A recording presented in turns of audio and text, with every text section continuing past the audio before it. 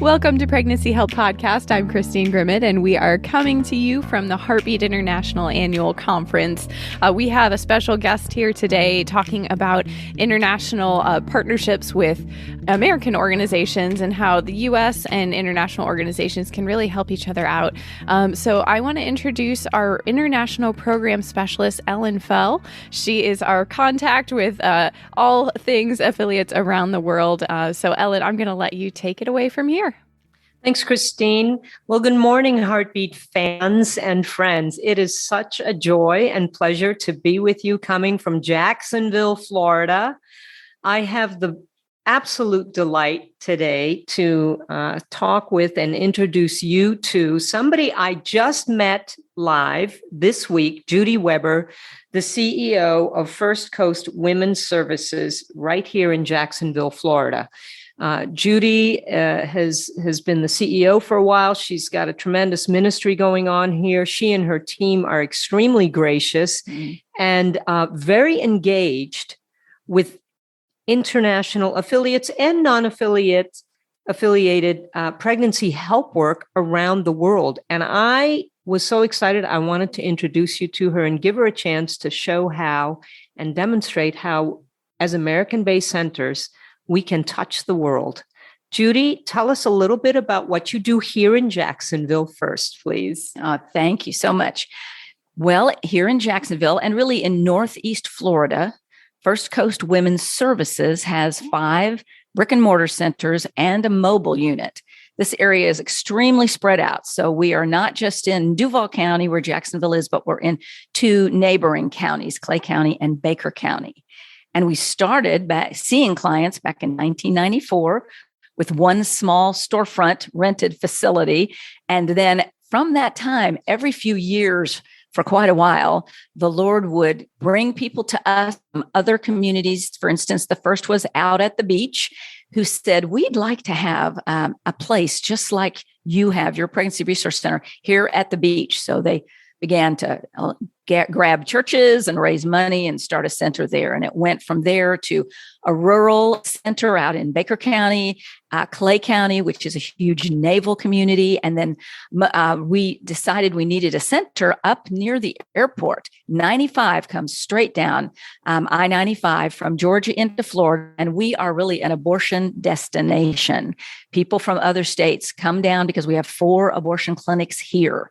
So the board was led to decide we wanted to have a center in North Florida. And I'll actually tell you a quick God story about that because I think it's so wonderful. So as we were praying about it in a board meeting, one of the board members said, I know some men who own, Christian men who own some land up in that area that's rapidly developing near the airport. And they said that. So he called them right from the board meeting, called one of the men. And the man said, let me talk to the others. And then he came back on the line and he said, we had a huge tract of land and we sold it to a skilled nursing facility. But there was one small corner of that land that for some reason they didn't want. And we could never figure out why would they buy the whole tract and just ignore that one little corner. But now we know why. It's because God was saving it for you. And they gave us the land to build the center. Wow, that's amazing. And I know all of our listeners have that same experience leaning into God and seeing God show up and do miraculous things. But back to our other story. So we began in 2002. We had most of our board members and even our staff have done a lot of mission trips and been to other countries. And a lot of our board members were very heavily involved in other countries. And they felt strongly that we needed to reach out. And at that time, Russia was our target. We were traveling to Russia. We went in 2002 to Ekaterinburg, Russia. So wait a minute. Let me interrupt you. So we've gone from Jacksonville, Florida, 5 centers, and somehow you're now moving beyond the borders of Florida across that ocean. And it started with board members and staff who had a heart for the nations. Absolutely. In fact, when they started this in 2002, we only had 1 center, but they had a heart for recognizing how blessed we are in this country. compared to what other countries have, and the limitations they work under, government limitations far greater even than what we think we have. So we partnered. First, we sent some people to Ekaterinburg, Russia to do some training. And then we ended up partnering with a center in Samara, Russia. And I had the privilege of going there with a board member and a staff member to do some training.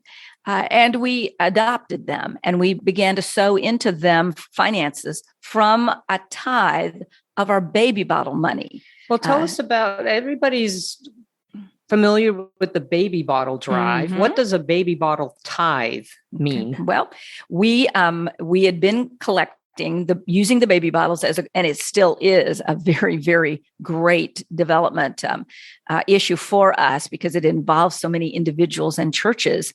And we were giving the baby bottles out. They were usually from Mother's Day to Father's Day, out on Mother's Day, back on Father's Day. And the churches loved it. They love it so much that even during COVID, a lot of them wanted to continue with the physical bottles instead of just virtual. But those numbers of churches began to grow over the years. And the board decided way back in 2002, the first gift that we sent to Ekaterinburg, let's send them money, $5,000 out of, at the time, what was probably not even quite $50,000 in the baby bottle collection. Whoa, stop. $50,000 through a baby drive. So is that one check? Is that one person? How does $50,000 happen through baby bottle? Because I'm thinking nickels and quarters. Yes. And sometimes just pennies. And boy, are they heavy if they put just change in them. But at that time, the average baby bottle was $22 average. So you can see it did take a lot of bottles to get $50,000. And people were putting in dollars. Some were putting in checks. Much later, actually in about 2016 and 2017, we actually had 2 years where a family put a $10,000 check in their baby bottle. Wow. But this was long before that. But it was something that was growing. And as we continued to support this sister church, this sister ministry in Samara, the years went by, and our board member, who was also on the board of that PRC, said that he thought it would be better for us to pull back because Russia had so many years of everything being done for them by Big Brother that they really don't have much philanthropic spirit in the people who are in my age, the baby boomers. But the generation coming up of Christians are learning to give. And so he felt like it was better for them to do that. So we began to pull back from that, and not completely, but in the same way, and look for who else should we be supporting, and does God want us to support? And board members and staff members came forward with ideas and suggestions. And so each year we would decide what was the tithe from the baby bottles and what ministries would we like to sow into. Now, the key to this is the relationship. It's always the relationship with that center or someone in that community, or just even a love for that people group it could begin with. One of our board members, she and her husband traveled to South Africa, and they went to a pregnancy resource center there, and they actually sowed some significant money into it to do some construction and some building. But she came back with information and a relationship with those people at that center. And so since that time, we have, out of our baby bottle money, sent money every year to that center. There was a conference in Jacksonville that was attended by the people from the Pregnancy Resource Center in Jerusalem in Israel. Oh, another Heartbeat affiliate partner. Yes. And wonderful. And we went down to that conference strictly to meet the people from Israel, from that center. And so have been supporting that center also. And when I say supporting, it could be, $1,000 or $500, or in some cases, maybe $5,000. Depends on, what happened with the baby bottles. So we were doing that. We also supported a ministry that works overseas in a country that's very closed as far as anyone knowing that they're doing rescue work. And we've continued to support that ministry. Then we began to look around, and we would learn of needs in our own country. There was a a hurricane that destroyed the PRC in Panama City. So since that time, we have been sending money to Panama City. They then got flooded out a couple of years later. And it wasn't, of course, just this little bit that we were doing. All over the country, people poured in support for them, for which somebody loaned them a mobile unit to actually keep operating while their center was being rebuilt. So there's just a lot of wonderful support among the pregnancy resource family and among the Heartbeat family in this country. But the people in foreign countries, we had a particular heart for them because of recognizing that their needs are great and they may not have as many people that be generous donors to help support them that we have here.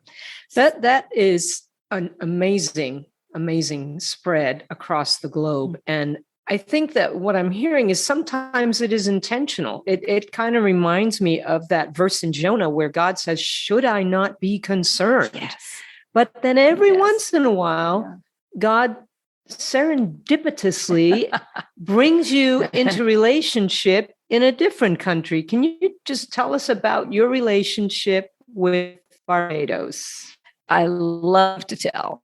And my husband, I'll tell you right now, he doesn't mind me telling his part because he did get the same touch from the Holy Spirit on vacation to Barbados.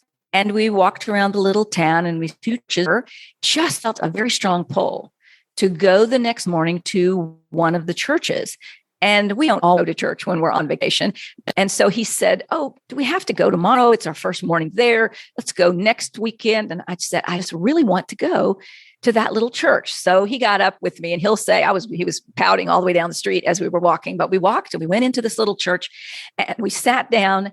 And then a woman came down the aisle and sat down in front of me with a large baby bottle. And I just looked shocked, and so did my husband. So I tapped her on the shoulder, and it was Harriet Walcott. And I said, tell me about this baby bottle that you're holding, because it was just like the ones that we give out. We have the regular size, about as a normal bottle, and a larger one that a company might want to use or someone might want to use. So it's a larger bottle. She said, well, I'm here from the PRC in Barbados. We're a pregnancy resource center. And she said, and I come here once a year. This isn't my church. I'm only here once a year to bring the baby bottle. And then this church collects and then brings it back to us. And I started asking her questions. I told her what I did and about our ministry in Jacksonville, Florida. And I said, do you by chance belong to Heartbeat? And she said, oh, yes, we belong to Heartbeat. And yay. And we've been to the conference. And I said, oh, my goodness. So we continued to talk further. And I found out they do the same abortion healing assistance ministry we do, which is forgiven and set free. And so we had just this wonderful conversation.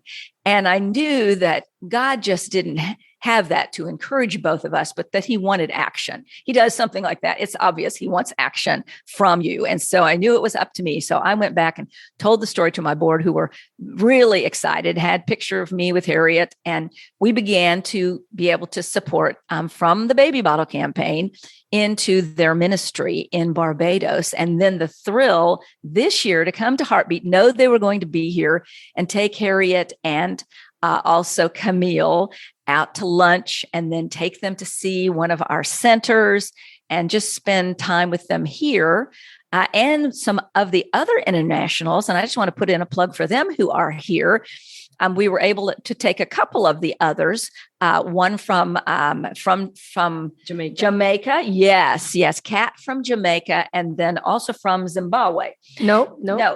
Inez from Zambia. I'm sorry. Yes, no, Inez from Zambia. So we were able to see some of them and talk with them, and I know they're here getting to know a lot of wonderful people, and it's just a relationship thing. When you see them and you talk to them and you hear about what's going on, then it's just a joy to get to be a part, because as you know, your heart follows your money. And so as your money follows your heart and your heart follows your money. Yeah. I used to always think it was the one way, but I found out later, as I sow into things, my heart follows. Yeah. My heart wants to know what's going on in Barbados, what's going on in Israel, what's going on in these other places with the PRC movement. So I would encourage everyone to do it. And I think that's one of the reasons God has so blessed our baby bottle ministry. It's gotten up to the point where last year it was $150,000 in baby bottles. And then that was in 2020, even with COVID. And in 2021, it was $191,000 with baby bottles. Wow. Wow. That is a huge wow. This episode is sponsored by Lifeline Children's Services. Lifeline is your national gospel-centered adoption partner. They can give women choice by exploring both parenting and adoption at the same time. Lifeline offers free training and free materials for your team and your clients.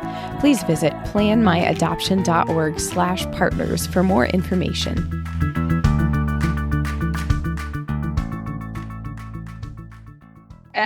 I just want to stop for a moment. One of the things that is so impressed upon me is the intention, but also just the openness to whatever God might want to say to you and your board members about what He is doing around the world.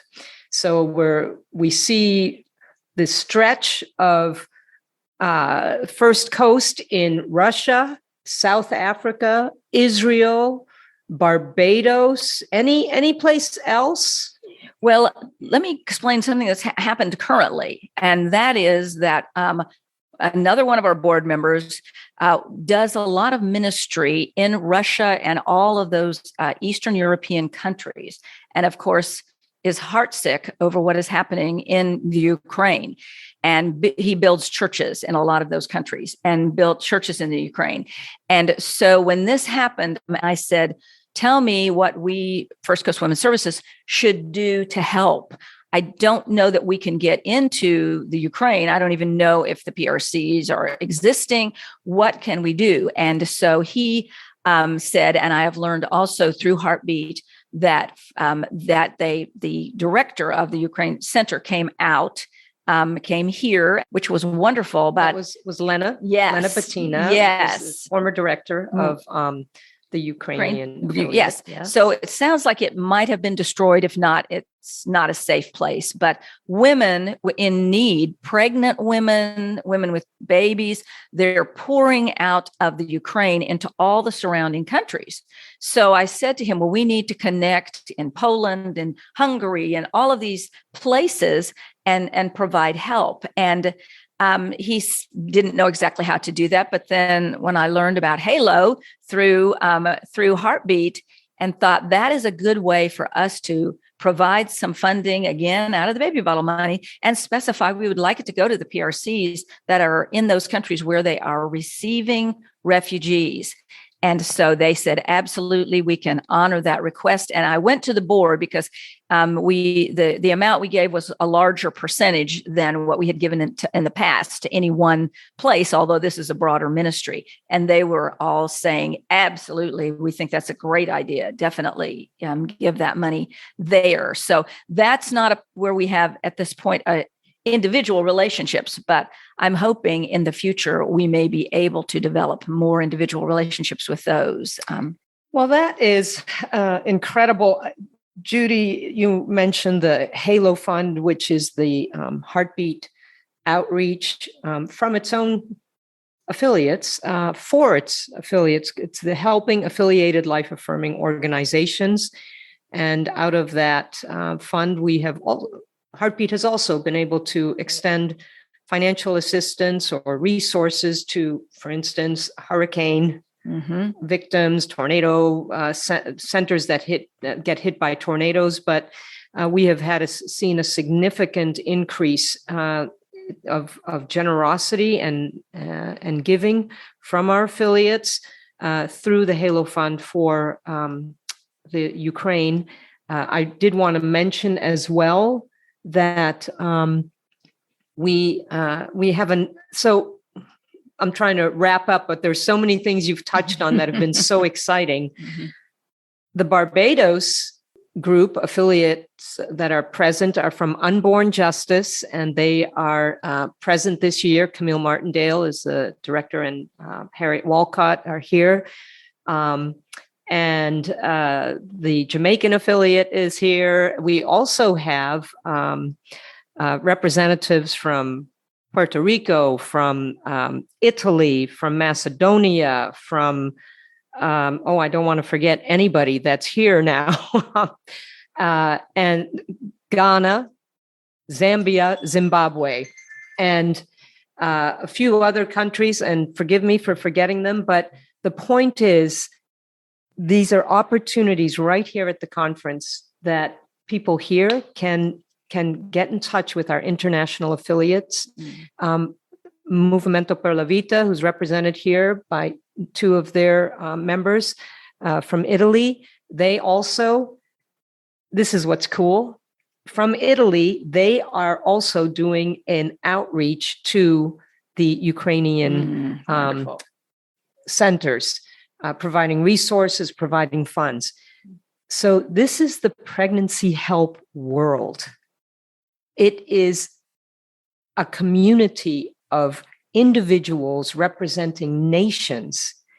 And our song this year for the Parade of Nations was, "We Speak to Nations." And the way we speak to nations is exactly as Judy says, it's not just with our words, it's with our actions.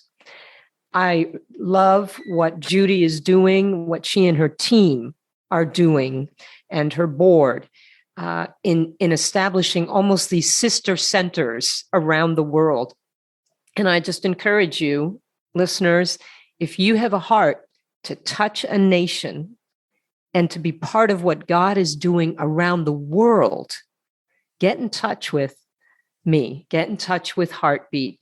I'm the Ellen, the International Program Specialist. We'll probably be able to give you an email address. We'd love to hear from you. I'd love to hear from you, and be happy to connect you with an international center that you might want to connect with. Judy, thank you so much. You're welcome. It was a joy to be here. God bless all of you.